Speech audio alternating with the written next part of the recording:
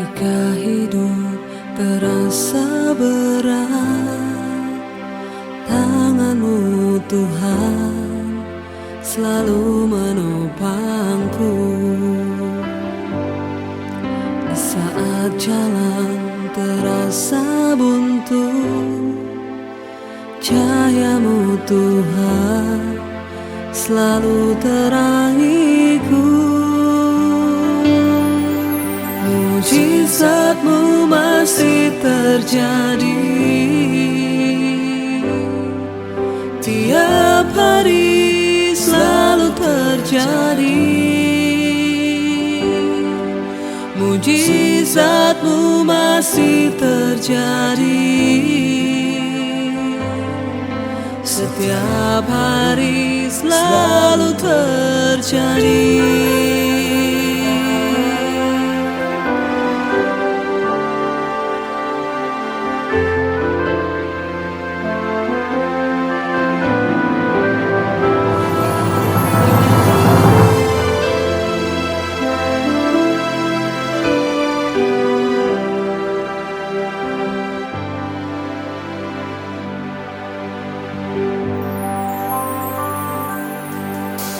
Ketika hidup terasa berat, tangan-Mu Tuhan selalu menopangku.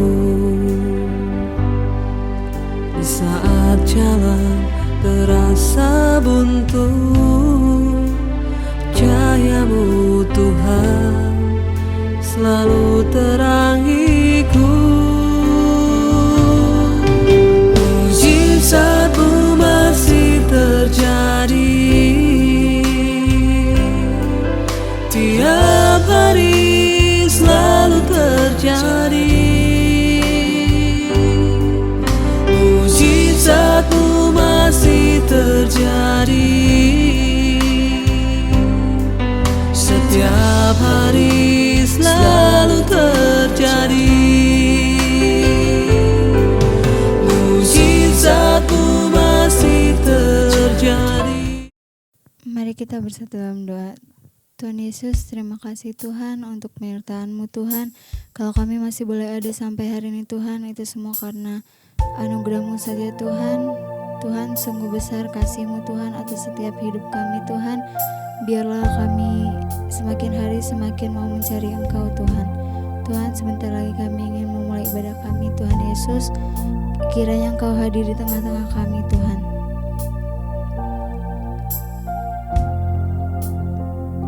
Sungguh besar Tuhan. Sungguh besar pengorbanan-Mu bagiku, terlalu dalam untuk dimengerti. Sungguh besar, sungguh indah yang Kau pikirkan tentangku, tak terselami bagiku. Sungguh indah, sungguh besar, sungguh besar pengorbanan-Mu bagiku, terlalu dalam untuk dimengerti. Sungguh besar, sungguh indah yang Kau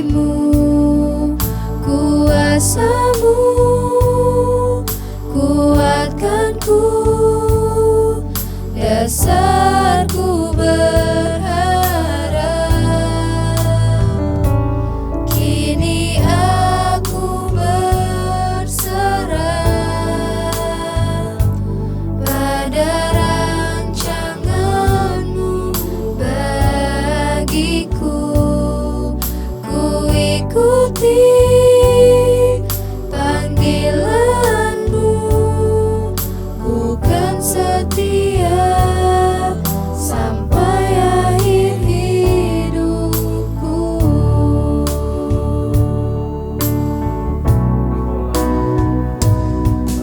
Engkaulah Tuhan, Engkaulah Raja, berdaulat atas hidupku, ku berserah penuh. Engkaulah Tuhan, Engkaulah Raja, berdaulat atas hidupku, ku berserah penuh. Berdaulat atas hidupku, ku berserah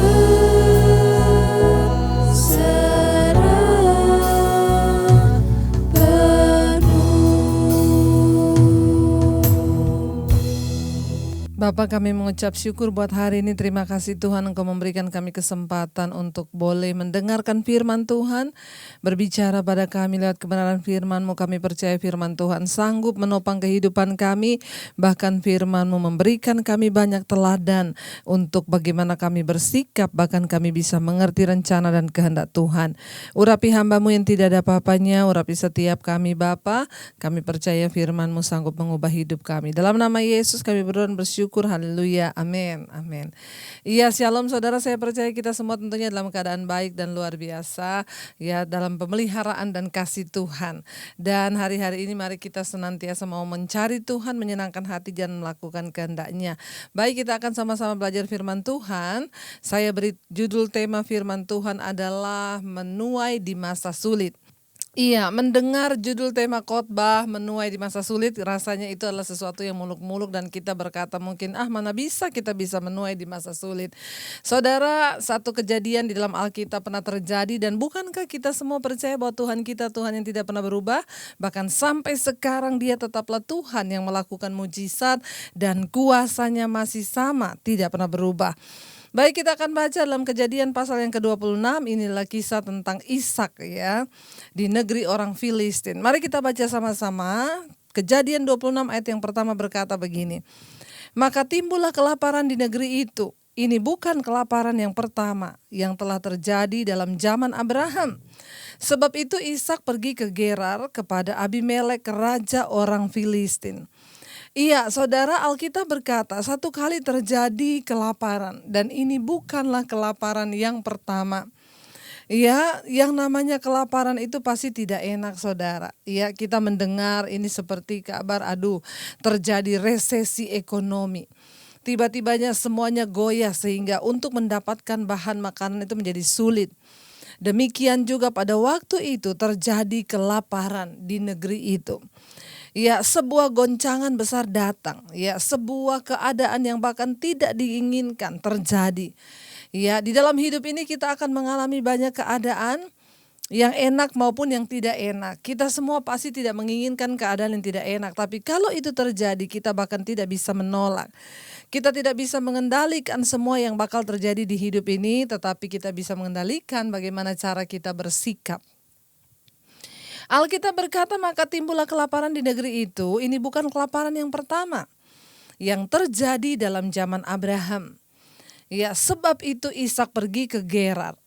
Saudara, ketika sesuatu terjadi, keadaan ini saya gambarkan seperti sekarang ini, saudara, ya, ketika terjadi virus corona. Ya, semua orang ada dalam keadaan mencekam dan ketakutan. Ya, tidak ada bedanya dengan kelaparan yang terjadi pada masa itu. Kenapa? Yang namanya kelaparan, kalau orang nggak bisa makan, tidak dapat bahan makanan, pasti akan mati. Ya, semua manusia ketika diperhadapkan dengan kematian mungkin akan merasa takut, saudara. Ya, sama dengan keadaan kita sekarang, di depan kita ada virus corona, keadaan yang tidak menentu. Bahkan prediksi demi prediksi sudah dikatakan akan terjadi krisis ekonomi. Beberapa negara sudah berjatuhan. Ya, kita mulai mendengar sesuatu yang tidak enak, kita mulai mendengar sesuatu yang tidak nyaman bagi kita. Ada sesuatu yang besar yang akan terjadi di depan kita. Ya, di situ juga Ishak mengalami, maka timbullah kelaparan di negeri itu. Ya, seperti keadaan sekarang, maka datang virus corona, tiba-tiba semua tergoncang, saudara. Dan ketika kita mengalami satu keadaan yang tidak enak atau tidak nyaman, pasti sebagai manusia normal, kita pasti akan langsung berpikir atau mencari jalan keluar. Apa yang harus saya lakukan? Ya, semua orang, saudara, ketika mengalami sesuatu itu pasti kita berpikir, apa ya yang saya bisa lakukan? Ya, untuk menyelamatkan diri, untuk menyelamatkan keluarga saya, supaya kita tidak mati kelaparan. Apa yang harus saya lakukan? Saya percaya itu sesuatu yang wajar. Semua manusia pasti memiliki itu. Kenapa? Karena kita diciptakan Tuhan dengan kemampuan untuk bertahan hidup. Jadi semua akan berpikir, ya. Saudara, tidak terkecuali dengan Ishak. Ketika terjadi kelaparan itu, Alkitab berkata, ya, lalu sebab itu Ishak pergi ke Gerar kepada Abimelek, raja orang Filistin. Ya, Ishak berpikir secara manusiawi dia harus menyelamatkan keluarganya untuk pergi meninggalkan negeri yang kelaparan itu, dan dia akan pergi, Alkitab berkata di sini, dia akan pergi kepada Raja Abimelek, ya, yaitu rajanya orang Filistin. Ya, saudara, orang-orang Filistin itu ya akan menjadi salah satu musuh Israel yang paling kejam. Orang-orang Filistin merupakan salah satu kelompok dari sejumlah orang yang tinggal di sekitar lautan yang berimigrasi dari Laut Aegean, ya, yang kemudian tinggal di pesisir laut, ya, dan akhirnya mereka tinggal di Palestina. Mereka datang melalui Kreta dan Siprus, ya, dan dipakai untuk menjadi prajurit upahan oleh penguasa-penguasa di Kanaan. Ya, pada waktu itu, saudara. Orang-orang ini yang tinggal di sepanjang pantai barat daya tidak berperang, ya. Tidak banyak jumlahnya, namun sangat ganas di dalam peperangan. Mereka sering disewa sebagai tentara upahan. Ya, mereka tidak banyak jumlahnya, tetapi mereka sering dipakai atau disewa sebagai tenaga dalam peperangan. Meskipun mereka ramah terhadap Ishak, kelompok kecil ini adalah pelopor dari bangsa yang akan kemudian menjadi musuh Israel pada zaman masa Yosua, hakim-hakim, bahkan dalam pemerintahan Raja Daud. Ya, saudara yang terkasih, ketika Ishak mengalami ancaman kelaparan di negerinya, dia berpikir untuk meninggalkan negeri itu dan menuju kepada Abimelek, ya, raja orang Filistin. Satu pemikiran yang sangat manusiawi, dia pergi ke sana tentunya untuk mencari rasa aman. Ya, lumayanlah ketemu raja, pastilah ya dia akan mungkin diberi tempat tinggal atau apa, ya, setidaknya dia aman dulu, saudara, ya, untuk kehidupan keluarganya, ya. Dia akan menyelamatkan istrinya, dia pergi untuk mencari tempat yang aman dulu. Rasa aman adalah sebuah kebutuhan yang sangat dibutuhkan oleh manusia hari-hari ini. Semua orang membutuhkan rasa aman, apalagi di masa-masa sekarang. Dan benar Alkitab berkata bahwa di hari-hari terakhir, di akhir zaman, akan datang masa yang sukar. Orang mencintai diri sendiri, menjadi hamba uang.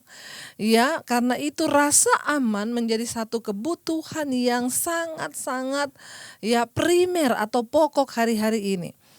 Kita hidup punya banyak uang, kalau nggak ada rasa aman juga ngapain, percuma. Ya, rasa aman atau damai itu adalah kebutuhan jiwa semua manusia, termasuk saudara dan saya. Ya, orang semua mencari rasa aman. Ya, Ishak berpikir kalau dia pergi kepada raja orang Filistin Abimelek, dia pasti akan aman dari kelaparan yang menimpa negerinya, saudara. Ya. Alkitab berkata ketika Ishak pergi, ya, hendak meninggalkan negeri itu menuju kepada Raja Abimelek untuk mencari perlindungan ketika terjadi kelaparan. Ya, ayat yang kedua berkata begini, lalu Tuhan menampakkan diri kepadanya serta berfirman, Janganlah pergi ke Mesir, diamlah di negeri yang akan kukatakan kepadamu. Ya, tinggallah di negeri ini sebagai orang asing, maka aku akan menyertai engkau dan memberkati engkau. Sebab kepadamulah dan kepada keturunanmu akan kuberikan seluruh negeri ini. Dan aku akan menepati sumpah yang telah kuikrarkan kepada Abraham ayahmu. Saudara yang terkasih, ketika Ishak sedang dalam perjalanan, Tuhan menampakkan diri kepada dia. Ya, ayat 2 berkata, lalu Tuhan menampakkan diri kepadanya serta berfirman, janganlah ya pergi ke Mesir, diamlah di negeri yang akan kukatakan kepadamu. Saudara, sebagai manusia, Ishak itu mau cari rasa aman. Dia mau pergi ke Mesir, ketemu raja orang Filistin yaitu Abimelek. Setidaknya kalau dia tinggal di istana, dia aman, tidak akan kelaparan. Tetapi ketika di tengah jalan, Tuhan menampakkan diri dan berkata, jangan pergi ke Mesir. Tinggallah di negeri yang akan aku tunjukkan kepadamu. Kunci agar kita mengalami ya penuaian sekalipun di masa sulit adalah apa, saudara? Milikilah kepekaan dengan Tuhan yang pertama. Ya, mungkin tidak akan selesai pembahasan kita, tapi saya akan lanjut minggu depan. Ya, orang yang akan melihat penuaian sekalipun di masa sulit, yang pertama orang yang memiliki kepekaan dengan Tuhan. Bahkan Tuhan akan menyatakan janjinya kepada orang-orang yang mau berjalan peka dengan suaranya, mengerti rencananya. Tuhan akan memberitahukan. Karena itu firman Tuhan berkata, Tuhan bergaul karib dengan orang yang bertakut akan Dia dan perjanjiannya diberitahukannya kepada mereka. Ya, saudara, hari-hari ini ada begitu banyak orang mengaku percaya kepada Tuhan, tapi hanya sedikit yang memiliki kepekaan dengan Tuhan. Ya, memiliki kepekaan dengan Tuhan artinya apa? Kita bisa mendengar suara Tuhan. Hari-hari ini kalau kita berkata kita mendengar suara Tuhan, sebagian orang Kristen bahkan ya banyak yang mengejek dan mencemooh, dengar suara Tuhan. Saudara, dengar baik-baik. Kalau Tuhan pernah menampakkan diri dan berbicara kepada Ishak, bukankah Tuhan yang sama yang kita sembah hari-hari ini, Dia juga Tuhan yang mampu bersuara dan menyatakan kehendaknya bagi saudara dan saya? Berbahagialah engkau yang percaya bahwa itu masih terjadi. Ada sebagian orang Kristen yang sudah tidak percaya. Tuhan yang kita sembah adalah Tuhan yang hidup. Dia Allah yang bisa berbicara. Dia Tuhan yang bisa menyatakan kehendaknya. Dan Dia adalah Tuhan yang tahu meluputkan orang-orang yang hidup bergantung kepada Dia. Ya, banyak orang menjadi Kristen, banyak yang melayani Tuhan, tapi hanya sedikit orang yang memiliki kepekaan mendengar dan mendengar tuntunan dan suara Tuhan. Ya, saudara, banyak orang datang bertanya kepada saya, gimana caranya Bu agar kita peka dengan suara Tuhan? Itu bukan sesuatu yang datang dengan instan. Dibutuhkan latihan, dibutuhkan hubungan yang intim dengan Tuhan. Kenapa Ishak bisa memiliki kepekaan? Jangan lupa bapaknya Ishak itu Abraham adalah seorang yang bergaul karib dengan Tuhan. Saya yakin dan percaya Ishak banyak melihat, Ishak banyak mendengar tentang siapa Tuhan diajarkan oleh bapaknya kepada Ishak. Ya, dari kecil Ishak sudah memiliki iman bahwa dia memiliki Allah yang hidup, Bapa yang kekal, Bapa yang sanggup berbicara, menyatakan kehendaknya kepada bapaknya dan juga kepada dia. Mengapa Ishak begitu memiliki kepekaan mendengar Tuhan berbicara kepadanya? Karena iman itu diwariskan dari Abraham ayahnya. Hai para orang tua yang hari ini mendengar, jangan tinggalkan warisan kekayaan bagi anak-anakmu. Tetapi mulai dari hari ini, latihlah anakmu untuk beriman kepada Tuhan. Karena iman adalah warisan terbaik yang bisa engkau tinggalkan bagi anak cucumu. Bukan harta. Harta bisa habis, kita tinggalin harta, anak berantem, malah jadi musuh bebuyutan. Sudah banyak terjadi gara-gara harta berantem, ya. Kakak adik jadi bermusuhan karena harta. Warisan terbaik yang bisa kita tinggalkan bagi anak cucu kita yaitu iman. Kenapa Ishak bisa mendengar tuntunan Tuhan, suara Tuhan ketika dia dalam perjalanan? Ingat, bapaknya dulu Abraham juga mengalami hal yang sama. Ketika Tuhan berbicara, Abraham, tinggalkan negerimu dan sanak saudaramu.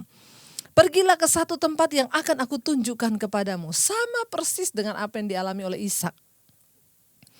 Pengalaman kita bersama dengan Tuhan, ya harus kita ceritakan kepada anak cucu kita. Menceritakan tentang perbuatan Tuhan yang ajaib akan membuat mereka juga beriman kepada Tuhan. Kenapa?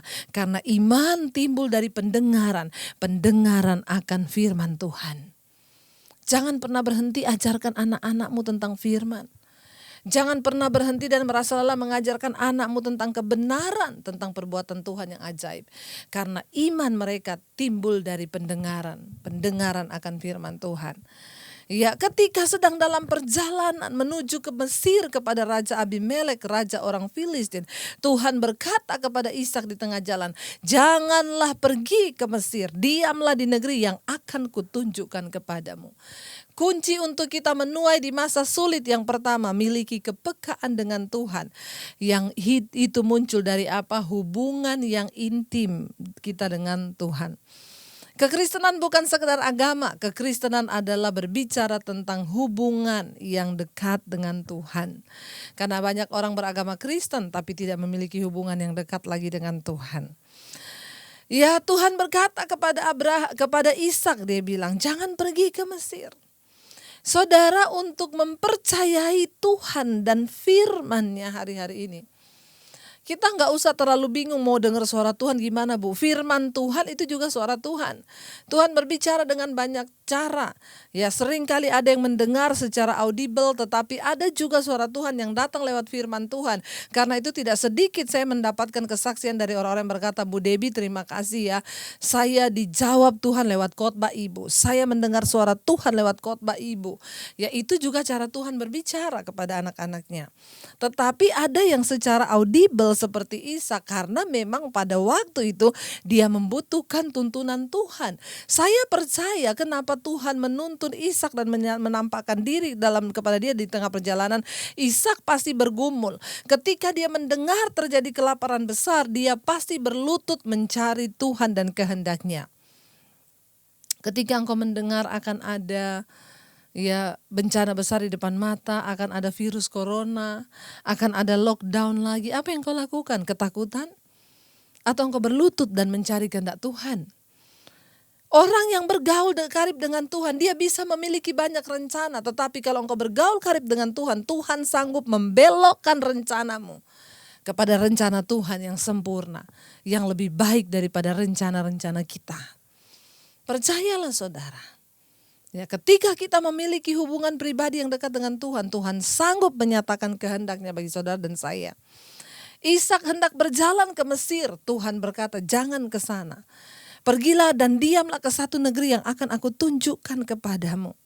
Ya, Tuhan berkata ayat yang ketiga, tinggallah di negeri ini sebagai orang asing, maka aku akan menyertai engkau dan memberkati engkau. Wow. Saudara, kalau Tuhan yang sudah berkata, siapa yang bisa membatalkannya? Percayalah, orang yang sungguh-sungguh hidup bergantung dan berharap pada Tuhan akan menerima janji dan pemeliharaan Tuhan yang sempurna. Siapa yang bisa membatalkan janji Tuhan? Tidak ada. Ya, Tuhan berfirman, tinggal di negeri ini, aku akan menyertai, memberkati engkau. Ya. Tetapi saudara, ini tidak mudah bagi Ishak. Kenapa? Untuk mempercayai suara Tuhan itu tidak gampang. Kenapa? Karena Tuhan itu gak kelihatan. Di depan mata belum kelihatan. Sementara dia bisa berpikir secara manusia, kalau saya pergi kepada Raja Abimelek, itu sudah kelihatan di istana raja, bakal aman saya di sana. Ya, tetapi Tuhan berkata, tinggal di sini, aku akan menyertai dan memberkati engkau. Yang kedua saudara, untuk kita bisa mengalami masa, menuai di masa sulit, yang kedua adalah mari percayai perkataan firman Tuhan. Ya, mempercayai Tuhan, sungguh-sungguh percaya kepada firman-Nya, bahwa firman-Nya itu ya dan amin. Tidak ada satupun yang bisa menggugat orang-orang pilihan Tuhan. Ya, Dia sanggup menyatakan, saya pernah merasakan yang namanya proses ketika saya meninggalkan keluarga saya. Ya, tetapi saya tidak pernah merasa saudara, Tuhan meninggalkan saya. Selalu ada aja pertolongannya. Jangan pernah berhenti berharap. Ya, karena orang yang kalah adalah orang yang sudah berhenti berharap. Sekalipun mungkin kita belum menemukan apa yang kita cari atau apa yang kita harapkan, tetapi tetaplah berharap. Dan bukan cuma itu, percayalah kepada perkataan Tuhan. Percayalah kepada firman-Nya bahwa Dia Allah yang selalu menggenapi janjinya atas kehidupan saudara dan saya. Tetaplah percaya saudara. Firman ini berkata, Tuhan bilang tinggallah di sini sebagai orang asing. Gak enak suruh tinggal di satu negeri yang dia sendiri belum pernah ada sebagai orang asing. Gak ada kenalan. Tapi di saat seperti inilah iman kita diuji. Masa pandemi datang. Ya, keadaan begitu menggelisahkan. Mungkin tidak ada orang yang bisa menolong saudara, bahkan kita tidak bisa berharap kepada keluarga atau saudara kita. Disinilah engkau harus mempercayai perkataan Tuhan. Disinilah engkau harus belajar hidup memperkatakan firman Tuhan. Saya sudah melihat bukti pemeliharaan Tuhan dalam hidup saya. Dia yang berjanji adalah Allah yang tidak pernah lalai menggenapi janjinya atas hidup kita. Ya, Dia Tuhan yang selalu menepati janjinya. Bagian kita hanya percaya bahwa apa yang dikatakan Tuhan itu benar, ya dan amin. Ya, Dia berkata tinggal di sini sebagai orang asing. Tidak mudah sebagai Ishak untuk mempercayai sesuatu yang belum terlihat. Tinggal di negeri yang belum dia pernah ada dan sebagai orang asing lagi tidak gampang. Ya, tetapi Ishak, dia sudah mewarisi iman ayahnya. Karena itu saudara, dia belajar percaya. Ya, dia belajar percaya. Sekalipun masa sulit, keadaan sulit, Ishak belajar mempercayai Tuhan. Dia belajar berkata iya dengan Tuhan sekalipun gak masuk akal, sekalipun tidak masuk logika, tapi dia percaya. Iya, untuk mempercayai firman Tuhan seringkali tidak dibutuhkan logika saudara, hanya iman yang bekerja. Ya, Ishak mendengarkan apa yang Tuhan katakan. Ya, jangan engkau pergi ke Mesir, tinggallah di negeri ini sebagai orang asing, maka aku akan menyertai engkau dan memberkati engkau. Sebab kepadamulah dan kepada keturunanmu akan kuberikan seluruh negeri ini. Dia bukan hanya menerima janji pemeliharaan Tuhan dan berkat Tuhan, tetapi Tuhan berkata sesuatu yang lebih wow lagi. Ya, sebab kepadamulah dan kepada keturunanmulah, ya, Tuhan berfirman, ya akan kuberikan seluruh negeri ini dan aku akan menepati sumpah yang telah kuikrarkan kepada Abraham ayahmu. Ya saudara, ada banyak hal yang dapat kita petik dari firman ini hari ini. Waktu kita mempercayai Tuhan, maka Dia Tuhan yang sanggup melakukan firman-Nya. Yang kedua, kenapa Ishak diberkati dan disertai Tuhan? Karena iman Abraham. Karena itu saya menghimbau kepada seluruh orang tua yang mendengarkan firman ini hari ini. Teruslah hidup beriman kepada Tuhan. Karena apa? Tuhan memperhitungkan imanmu untuk Dia menyelamatkan anak-anakmu. Ya, iman orang tua akan diperhitungkan Tuhan untuk membawa anak-anak kita ke dalam jalan yang benar. Kenapa? Karena ketika orang tua beriman, maka saya yakin dan percaya, ya kita juga terus menuntun anak-anak kita hidup di dalam jalan-jalan Tuhan. Warisan terbaik orang tua kepada anak yaitu iman. Ya, dan saya percaya saudara, ketika kita membawa iman kita kepada Tuhan, maka Dia Tuhan yang tidak pernah berhutang, Dia Tuhan yang selalu menepati janjinya. Dia Allah yang selalu ada, Dia Tuhan yang selalu, ya dan selalu menepati apa yang pernah Dia ucapkan. Bahkan Dia ingat kepada Abraham, Dia berkata, Ishak, negeri ini akan kuberikan kepadamu dan keturunanmu. Ya, kenapa?